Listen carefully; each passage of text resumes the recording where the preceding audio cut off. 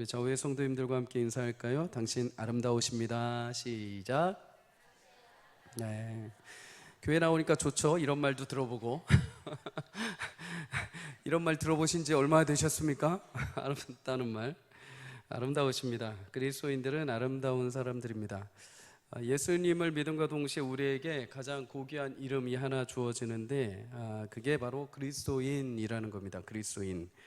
안디옥에서 예수님을 믿게 된 사람들이 이제 세상 사람들이 그들을 향해서 불렀던 새로운 별칭 중에 하나가 그리스도인이라는 단어죠. 그리스도인. 그런데 이들이 그리스도인이라는 단어를 막상 접했을 때 즐거웠을까요? 부담이 됐을까요? 여러분들 향해서 누군가 직장에서 과장님 교회 다니셨어요? 이러면 여러분들 마음이 어떠시겠어요?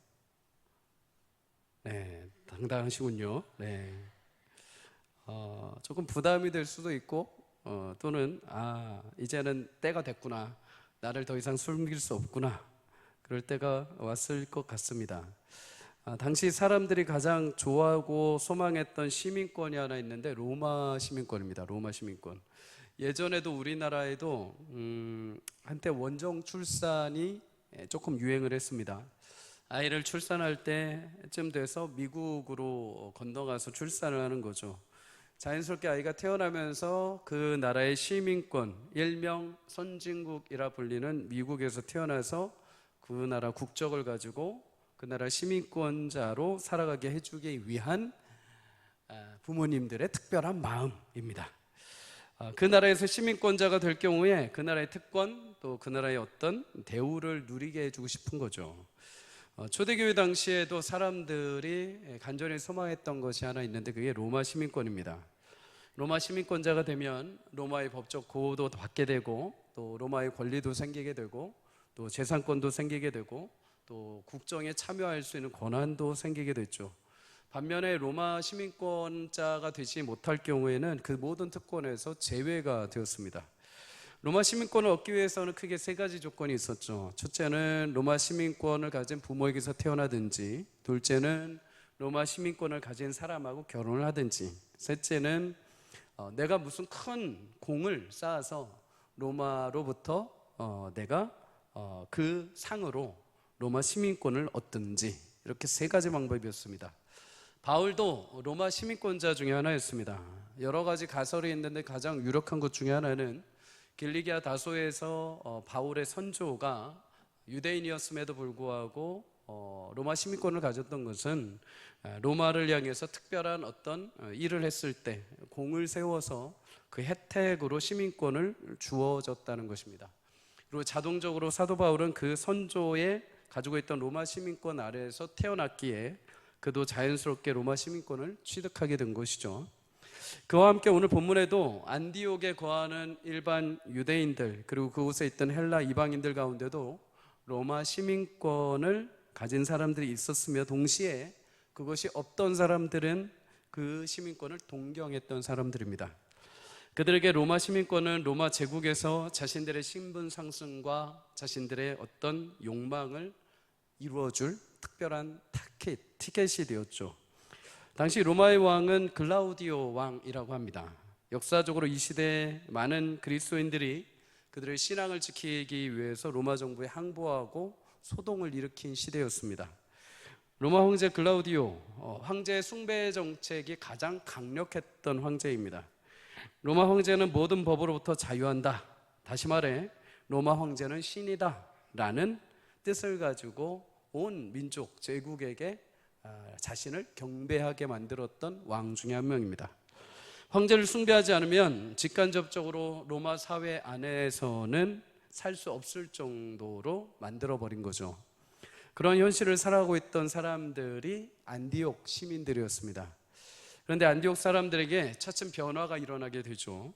예루살렘에서 핍박받던 사람들이 안디옥에 이르러서 복음을 증거하고 교회를 섬기면서 또한 바나바와 바울이 그곳에 도착해서 1년여 동안의 말씀을 가르치면서 이제 안디옥에 있던 사람들이 예수를 믿고 제자가 되기 시작을 합니다. 그리고 오늘 26절의 말씀처럼 비로소 그리스도인이라고 불리기 시작을 한 거죠. 그렇게 끔에 구리던 로마 시민권을 뒤로 하고 그렇게 소망하던 로마인이라는 지칭을 뒤로 하고 이제 그들은 그리스도인이라는 별명을 더 갖기를 소망하기 시작을 했습니다. 온 우주 만물의 창조주, 위대하신 하나님의 인도와 보호하심을 체험할 수 있는 믿는 자, 영원한 예수 그리스도의 부활과 생명을 얻을 수 있게 된 그 하나님 나라의 시민권자 됨을 이들은 복음을 통해서 접하고 로마의 시민권이 아니라 하나님 나라의 시민권자로서 택함받고 살아가기로 결정이 된 것입니다. 로마 3장 20절은 이렇게 말합니다. 그러나 우리 시민권은 하늘에 있는지라 거기로부터 구원받은 자 곧 주 예수 그리스도를 기다리노니. 성도님들, 우리는 하늘의 시민권을 가지고 있는 존재들인 줄 믿습니다. 하늘의 시민권을 가졌다는 것, 크게 두 가지 의미가 있습니다. 첫째는 하나님 나라의 시민으로서 권리와 자격이 주어졌다는 것이죠. 하나님 나라의 시민에게만 주어진 유일한 권리와 자격이 있습니다. 그것은 영원한 부활과 생명인 줄 믿습니다. 이 세상 나라에 속한 이 세상 나라가 줄 수 있는 권한, 일정한 허용되는 권한이 있습니다. 이 땅에 태어나면 투표권이 있고, 이 땅에 태어나면 일할 수 있는 권한이 있고, 군대를 근무할 수 있는 권한이 있고, 너가 이 땅에서 일하고 그것에 대한 수요와 결과를 얻을 수 있는 권한이 있다. 이 땅에서 어느 정도 살아갈 수 있는 권한이 있다. 하지만 여러분, 이 땅의 나라는 딱 거기까지만 줄 수 있습니다. 아무리 로마 황제라 하더라도 감히 줄 수 없는 권한이 한 가지 있는데 그것은 바로 영원한 부활의 생명이요 영광인 줄 믿습니다. 오직 그것은 하나님 나라의 시민권을 가진 여러분들에게만 주어진 특권인 줄 믿습니다. 여러분, 두 번째로 하나님 나라의 시민은 기다림 끝에 반드시 열매를 맺게 된다는 거죠.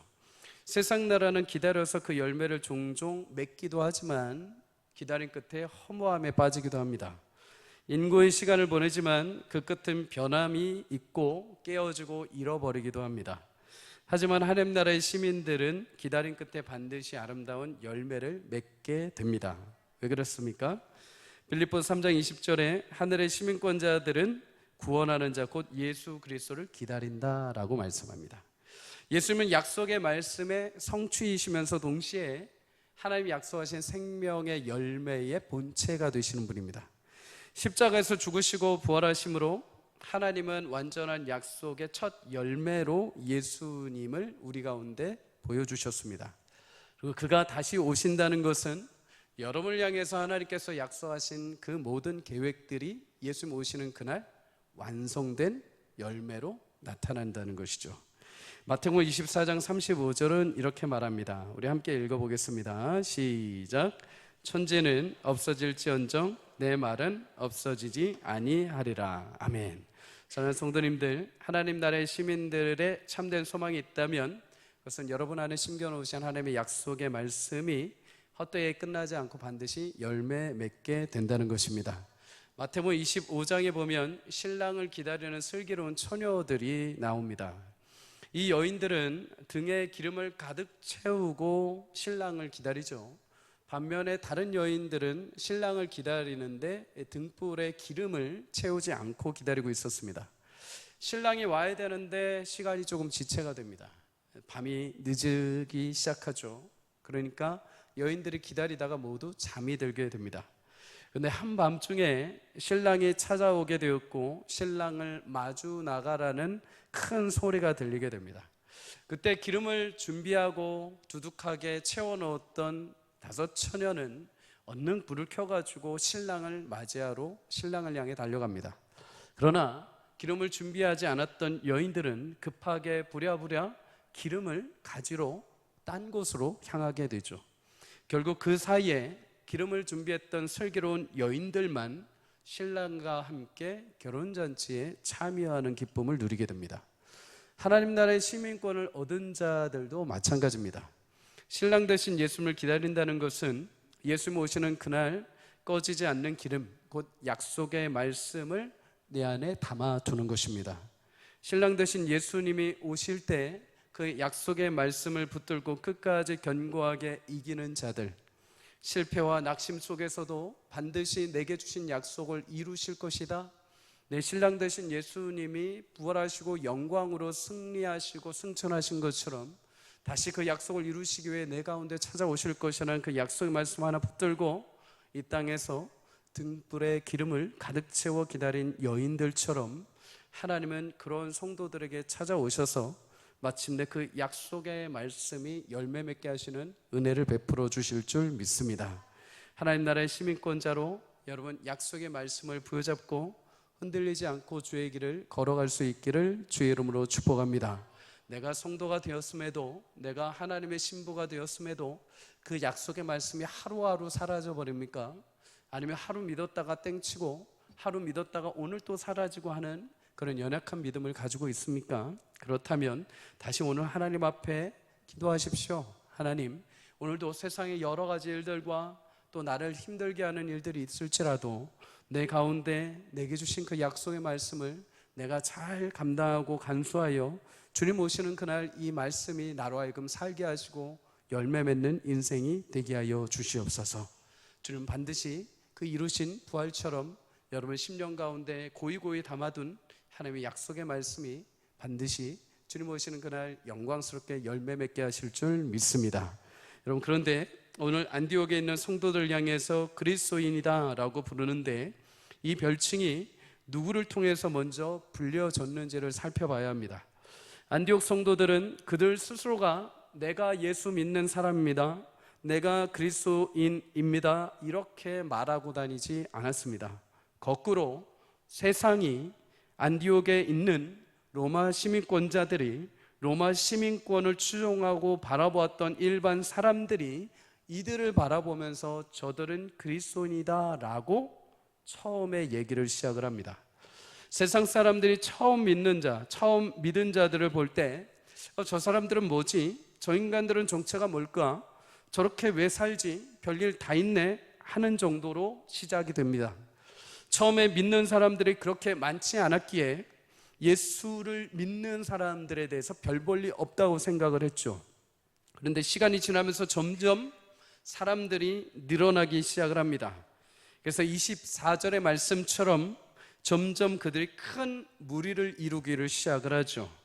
이제 그냥 작은 어떤 몇몇 사람이 아니라 무시할 수 없을 정도로 많은 사람들이 그렇게 살아가는 모습을 보면서 세상 사람들은 이제 저들을 향해서 뭐라고 불러야 될 타이틀을 생각하기 시작합니다. 그것이 바로 그리스도인이라는 거죠. 결국 그리스도인이라는 말은 예수를 믿는 자들이 내가 먼저 나는 그리스도인입니다 라고 스스로 말하기 이전에 그들의 삶을 옆에서 지켜본 세상 사람들이 저들은 그리스도인이야 라고 먼저 말을 하게 되었다는 거죠. 여러분, 오늘 우리 신앙생활을 할 때 이 부분을 눈여겨봐야 합니다. 흔히 내가 그리스도인이 되었다라고 할 때 여러 가지 우리는 증거들을 제시를 합니다. 내가 교회를 다니니까, 내가 여러 가지 봉사를 하니까, 내가 이러한 직분을 가졌으니까, 내가 오랜 신앙생활을 했으니까, 나는 예수님을 구주라고 말했으니까, 나는 세례를 받았으니까, 나는 믿는 가정에서 태어났으니까 하면서 우리는 내가 그리스도인된 표징을 내 안에서 찾아낼 때가 있죠.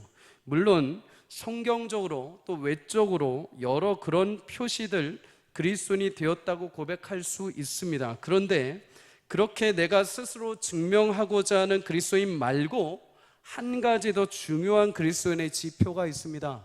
그것은 오늘 안디옥 성도들을 향해서 세상 사람들이 말하는 것처럼 세상 속에서 구별된 삶을 통해서 내가 세상에서 그리스도인이라고 불리고 있는지를 점검해 봐야 한다는 것입니다. 그리스도인은 말 그대로 예수님을 나의 구주로 믿으며 예수님의 말씀을 들으며 그 말씀에 순종하며 살아가는 사람들입니다. 예수님을 내 구주로 믿으며 예수님의 말씀을 들으며 그 말씀에 순종하는 사람들을 가리켜서 그리스도인이라고 부르는 것입니다. 사랑하는 성도님들, 우리는 모두 이 세 가지에 합당한 그리스도인이 된 줄 믿습니다. 그리스도인이 된 줄 믿습니다. 예수님이 이루신 하나님 나라에 속한 자들로 이제 예수님의 방법을 따라 예수님의 말씀을 이뤄가는 사람들이죠. 그렇다면 당시 안디옥 사람들은 믿는 공동체 사람들을 보면서 무엇을 보았길래 그들을 향해서 그리스도인이다 라고 말을 했을까요? 로버트 뱅크스라는 신학자가 쓴 1세기 그리스도인의 하루 이야기라는 책이 있습니다.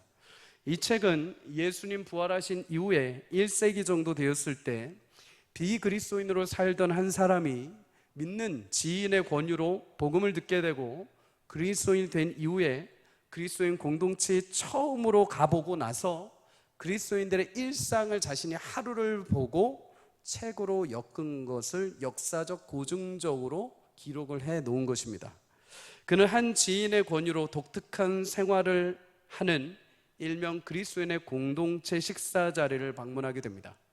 그곳에 일명 그리스도인들의 첫 모습, 굉장히 독특했다고 말합니다. 그 하루는 그 전날 사실 로마의 네로 황제가 일으킨 도시 전체의 화재 사건으로 인해서 그곳에 모인 사람들도 분명히 힘들었을 텐데도 불구하고 그들의 모임의 첫 시작은 감사로 시작을 했다는 겁니다. 그러면서 그들을 보고 듣고 배운 내용을 기록을 합니다. 로마 모든 어린이가 시민이 되거나 결혼할 때까지 악으로부터 자신을 보호하려고 착용한 옷에는 액마기가 들어있는데 이제 더 위대한 하나님이 지켜주시니 부적을 사용하지 않았다. 화려한 헤어스타일, 액세서리로 치장하고 최고의 디자이너가 만든 옷으로 자신을 꾸미고 살았지만 사도 베드로가 아름다움에 대해 너희의 단장은 머리를 꾸미고 금을 차고 아름다운 옷을 입은 외모로 하지 말고 오직 마음에 숨은 사람을 온유하고 안정한 심령에 썩지 아니할 것으로 하라 라는 이 하나님 약속의 말씀을 기억하고 그들은 검소하게 입고 있었다. 사람들은 노예를 업신여기고 물건 취급했는데 이들은 종을 가족처럼 대했다. 바울이 노예 다루는 법을 따라 노예를 공정하고 정당하게 대했다. 화재 발발 후 매일 밖으로 나가 피해 입은 사람들을 방문해서 물질적 도움을 주는 습관을 가지고 있었다. 목욕탕에서 음담패설에 반응하지 않고 그 음담패설의 웃음에도 동조하지 않았다. 음식을 먹을 때 자유인과 종, 어린이와 노인이 차별을 두지 않고 모두 같이 한 상에 앉아 먹었다. 우상에 바친 고기를 먹는 일로 믿음이 혹시 약해진 사람이 시험에 들지 몰라 그것을 배려하여 식사 때마다 생선만 먹었다. 자기가 좋을 대로만 아니라 자기 이웃의 마음에 들게 행동을 하였다. 화재 피해를 입은 사람들을 위한 기도 자리에서 하나님이 주신 마음을 따라 어린이들을 위해 옷과 장난감을 나누어 주었다. 지금 하고 있는 이 일을 예배의 일환으로 여기고 주변 거리로 나가 지속적으로 삶에서 실천하고자 했다. 여러분, 이 책의 이야기를 보면 초대교회 성도들의 삶이 어떠했는지 우리는 조금이라도 상상을 하고 유추해 볼 수 있죠. 어려운 현실 가운데서도 감사로 그 하루를 시작을 합니다. 고난을 징계나 저주로 이해하지 않고 하나님의 성품을 닮아가는 기회로 여기고 자신들의 전 인생을 하나님의 사람으로 온전케 되는 것에 목적을 두며 살아가는 자들, 그들에게 예배라는 것은 그냥 한 곳에 모여서 형식적으로 절차를 따라 드리는 예배뿐만 아니라 삶과 분리되지 않는 일상에서의 예배가 계속 진행되고 있었던 자들, 살면서 일어나는 문제를 나의 지식이나 어떤 경험에 의존하지 않고 말씀이 어떻게 하라고 하시는지를 찾아서 그 말씀에 순종하는 자들, 이러한 삶을 불편해하지 않았고 단순하게 모든 상황에서 하나님을 신뢰하는 모습을 보여주었던 자들, 여러분, 이들을 가리켜 세상 사람들은 그리스도인이라고 부르기 시작을 한 것입니다. 여러분, 어떤 인정이나 사회의 권한을 얻기 위한 일말의 욕심이 아니라 그저 자신들이 믿고 있는 예수님의 그 말씀에 따라 신실하게 실천하고 행하고자 하는 모습 속에 자신들에게 지금 당장 어떤 이익이나 수익이 일어나지 않았음에도 불구하고 남들을 배려하고 섬기는 모습 속에 세상 사람들은 자신들과 자신들이 추구하는 목적과 가치를 다르게 살아가는 저들을 향해서 그리스도인 예수라는 자를 믿고 그 말씀을 듣고 그 말씀대로 순종하는 자들이라는 별칭을 붙여주기 시작했습니다.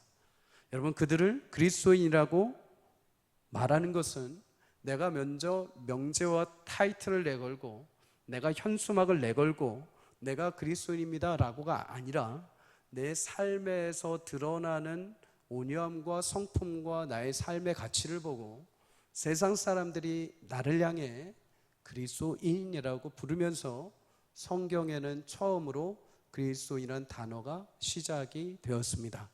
사랑하는 성도님들, 이 시대 우리는 그리스도인이라는 단어를 나의 어떤 명제처럼 딱 드러내놓고 나는 기독교인, 나는 교회 다니는 사람, 나는 예배하는 사람이라는 어떤 특정 타이틀을 내걸고 그것이 내가 하나님 앞에 할 일을 다했다라고 생각을 하며 우리는 신앙생활을 하고 있는지 모릅니다.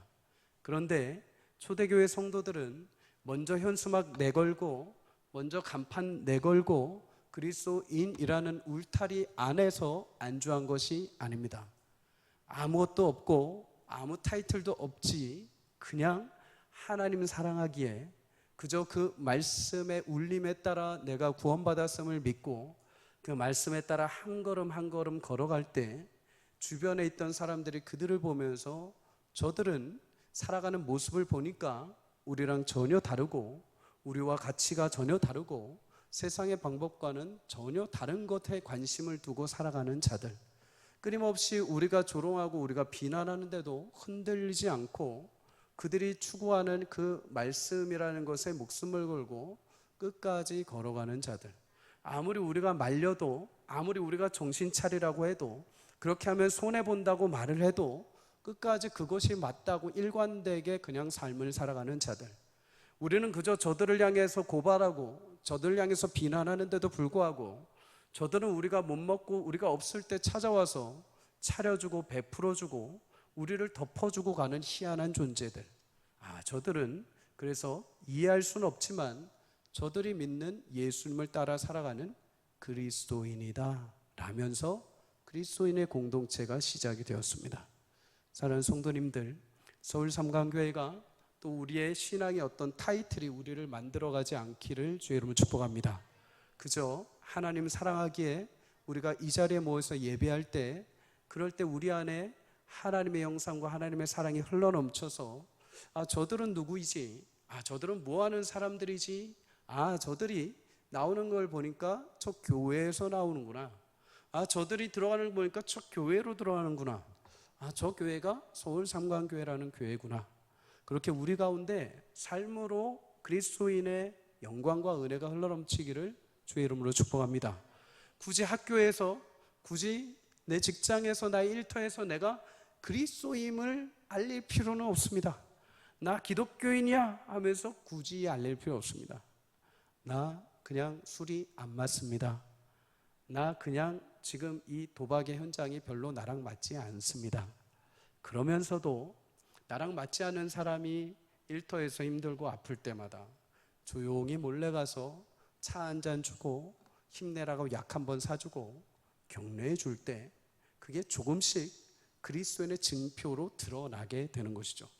멋지게 나 그리스도인이야 라고 해놓고 삶의 자리에서 그런 모습을 안 보이는 것보다 나는 멋지게 드러나지 않았지만 나는 신실하게 예수님을 추종하며 예수님의 말씀을 따라 살아갈 때 내 주변의 사람들에게 보이지 않게 점점 그것이 흘러넘쳐 어느 순간 저들이 나를 보면서 쟤는 건들지 마, 쟤는 술 주지 마, 쟤는 우리가 인정한 그리스도인이야, 쟤는 그렇게 하면 안 돼 라고 할 정도의 귀한 은혜와 귀한 사랑과 역사가 여러분의 그리스도의 삶을 통해서 흘러넘치기를 주의 이름으로 간절히 축복합니다. 여러분, 우리는 여기서 한 가지 귀한 교훈을 더 발견하게 됩니다.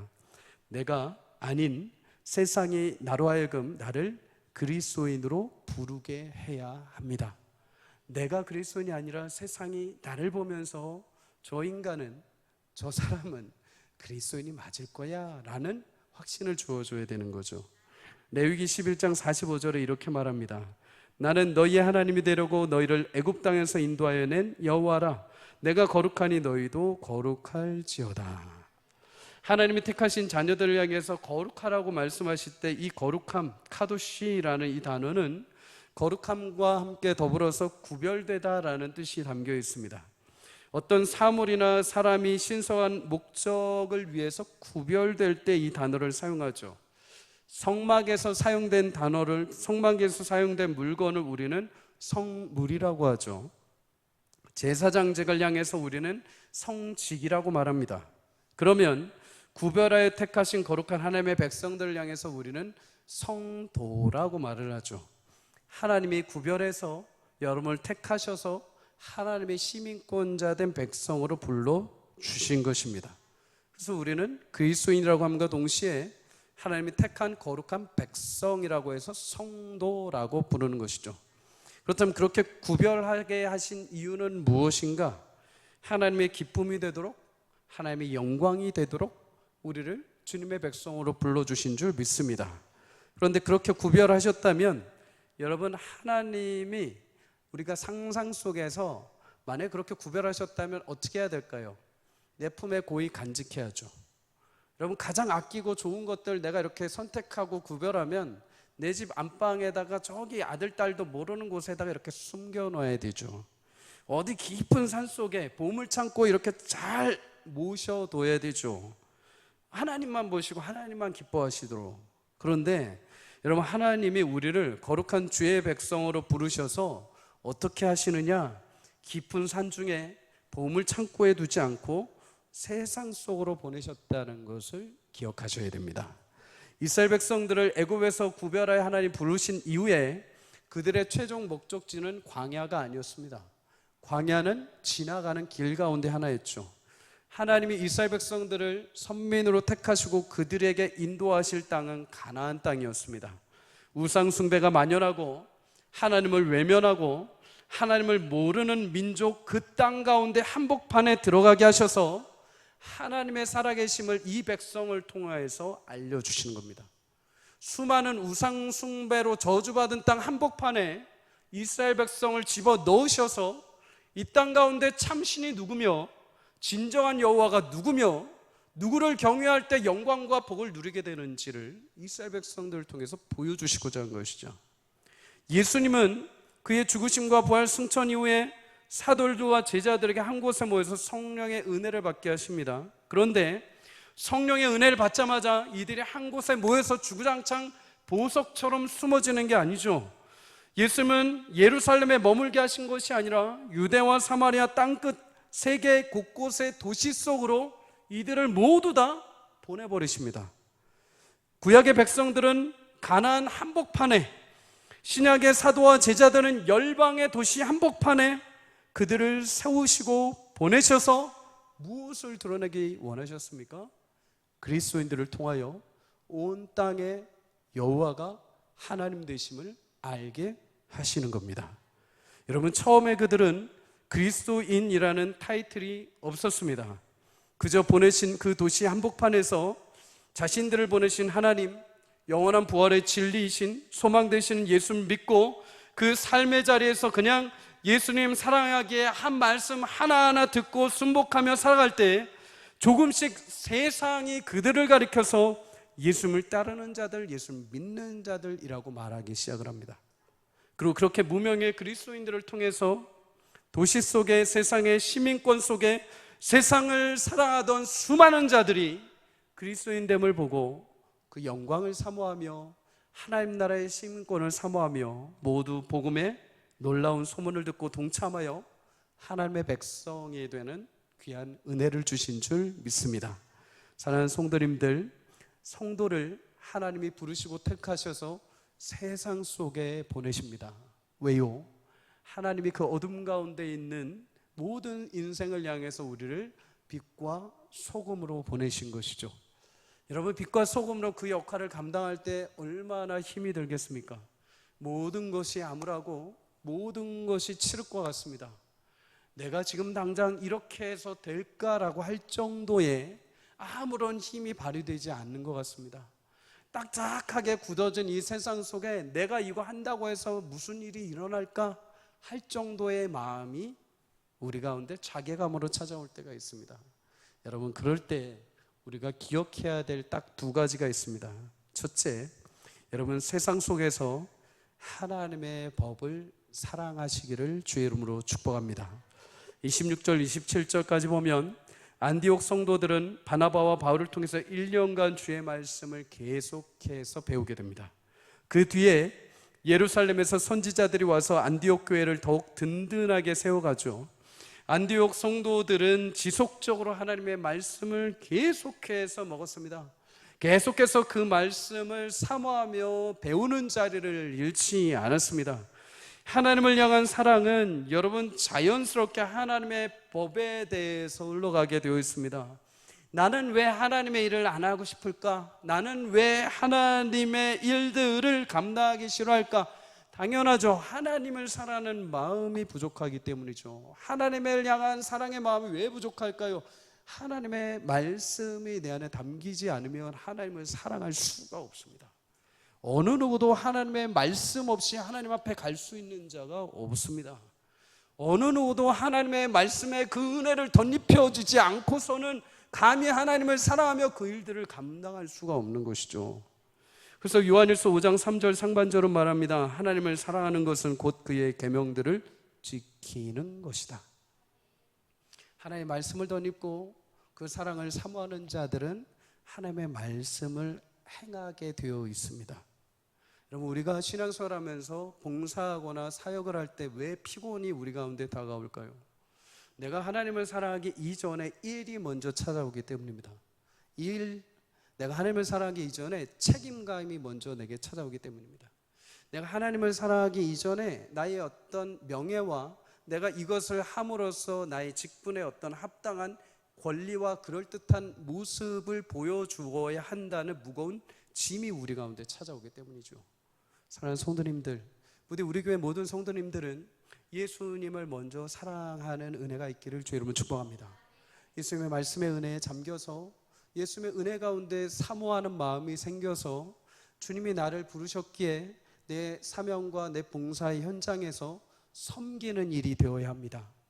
하나님을 사랑하는 마음, 하나님의 말씀을 사모하는 마음이 없이 그것이 일로 접근이 되기 시작하면 이제 그때서부터 우리는 내가 하나님을 위해서 이 정도 하고 있다, 내가 교회를 위해서 이 정도 하고 있다라는 그 중심축이 나에게 오기 시작을 합니다.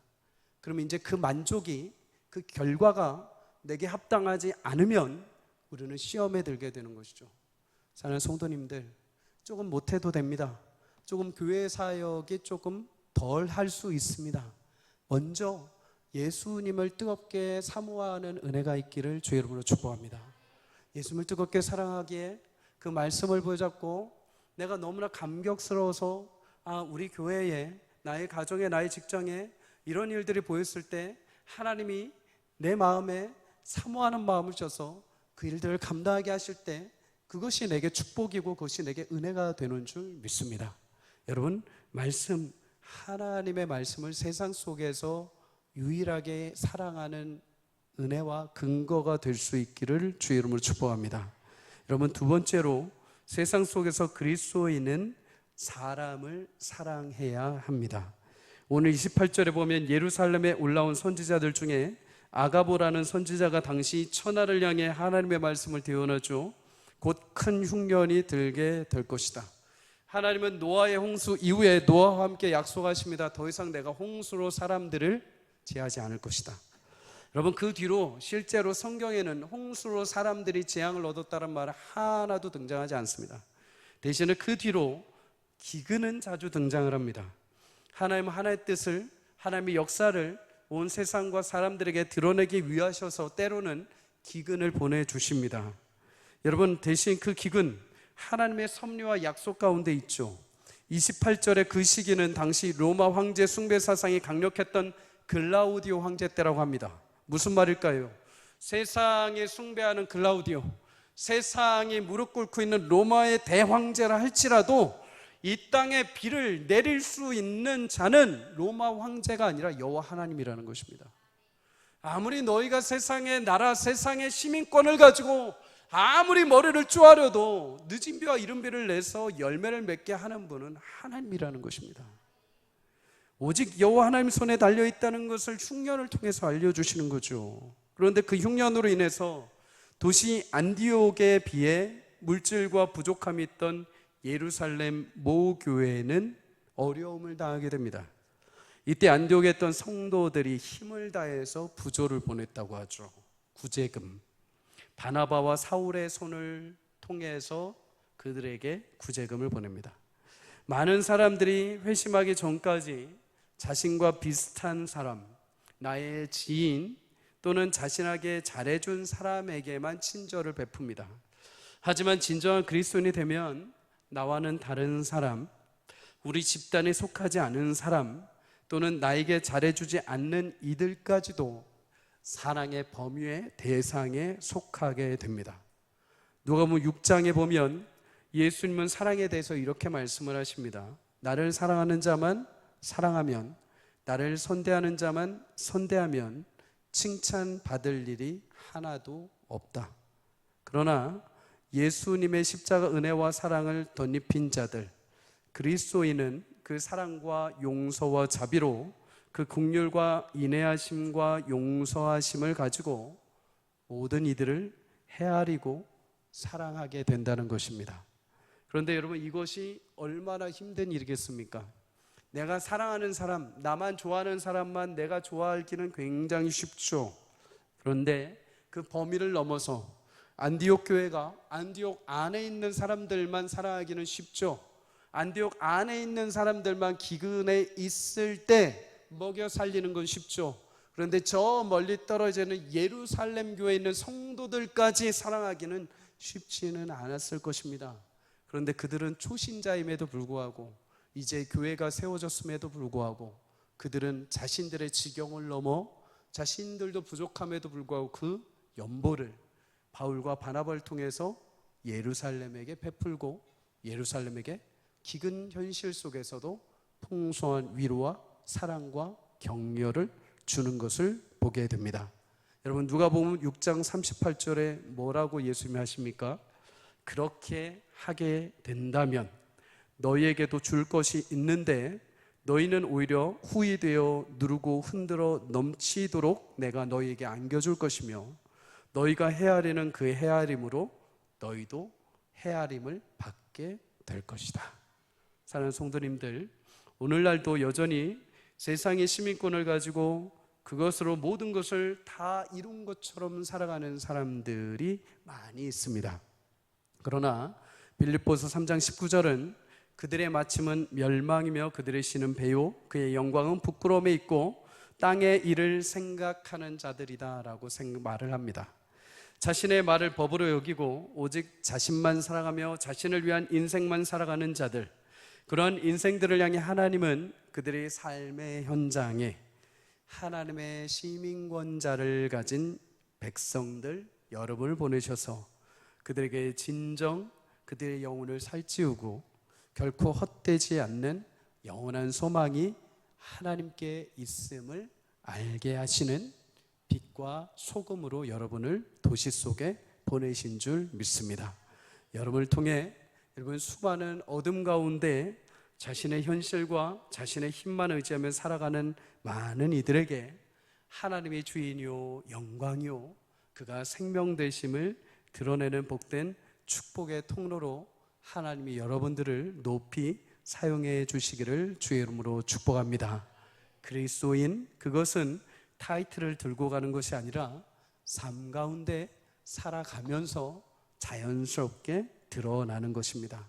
그것은 내가 예수님을 사랑하고 그 말씀에 순종하는 것이 기쁨이기 때문에 삶으로 드러나는 거죠.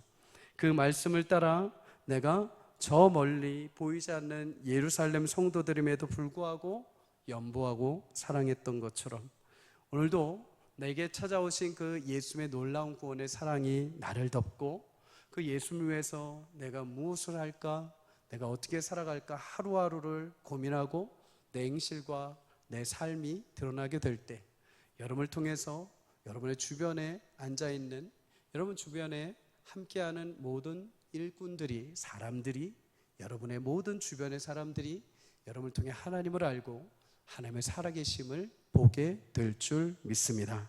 오늘도 이 어두운 세대 가운데 하나님은 빛과 같이 여러분을 그리스도인으로 택해 주셨습니다. 삶의 현장에서 그 그리스도인됨의 아름다움과 영광을 함께 드러낼 수 있기를 주의 이름으로 축복합니다. 반드시 그 인생 가운데 주님 오시는 그날까지 아름다운 열매를 하나님이 맺게 하실 것입니다. 오늘도 때로는 그 일들을 이룰 때 여러 가지 곤고함과 어려움이 있을지라도 끝까지 그리스도의 영광을 붙들고 하나님의 시민권자로 하나님의 권능과 권세를 붙들고 살아가십시오. 예수님이 성령으로 여러분의 서 있는 자리, 여러분의 삶의 발자취에 함께 하시며 하나님의 의를 드러내시고 하나님의 역사를 나타내실 줄 믿습니다.